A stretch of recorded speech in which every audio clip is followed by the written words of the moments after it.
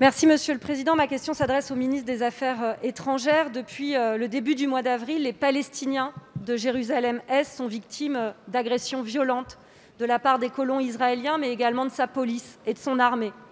Ces affrontements, ils ont déjà fait des centaines de blessés depuis vendredi. Et vous avez dû voir hier l'esplanade des mosquées, qui a été le théâtre d'un incendie ravissant un public de colons exaltés. Les violences se multiplient dans le reste de la Cisjordanie. Monsieur le ministre, la vie des Palestiniens compte.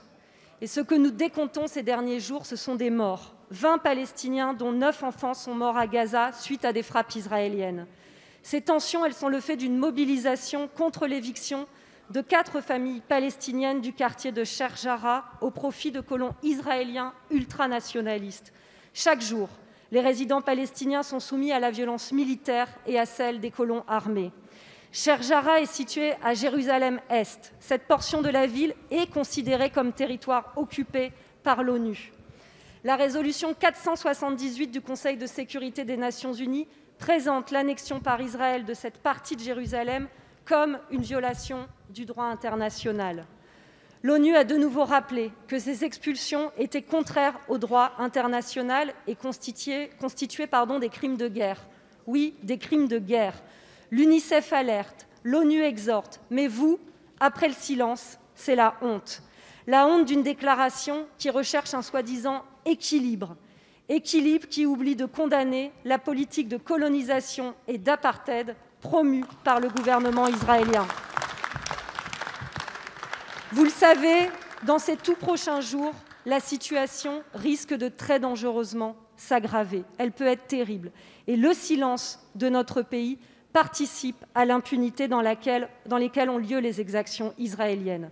Monsieur le ministre, la paix ne pourra s'obtenir sans justice. La France doit réagir et agir. Merci, madame la députée. La parole est à monsieur Jean-Baptiste Lemoyne, secrétaire d'État auprès du ministre de l'Europe et des Affaires étrangères. Merci beaucoup, Monsieur le Président, Mesdames et Messieurs les députés, Madame la députée Elsa Fossillon. Permettez-moi tout d'abord d'excuser Jean-Yves Le Drian qui est retenu par la discussion du projet de loi sur le développement et la solidarité internationale au ce moment même au Sénat. Vous parlez de honte. Pardonnez-moi, mais ces mots ne sont pas appropriés. Compte tenu de l'implication constante de la France pour essayer de participer à l'élaboration de solutions. Très clairement, la France, elle a toujours condamné l'accélération de ce processus de colonisation. Et aujourd'hui, ce qui se passe dans les quartiers de Sheikh Jarrah, de Silvan, elle rend naturellement chaque jour plus difficile sur le terrain la solution des deux États. Et dans le même temps, oui, nous condamnons fermement les tirs de roquettes depuis la bande de Gaza, qui ont notamment visé Jérusalem et plusieurs zones habitées du territoire israélien. Nous appelons aussi les autorités israéliennes à un usage proportionné de la force, très clairement. Ces tensions, oui, elles font craindre une escalade de grande ampleur. Elles font craindre une escalade de grande ampleur et donc nous appelons l'ensemble des acteurs à la retenue.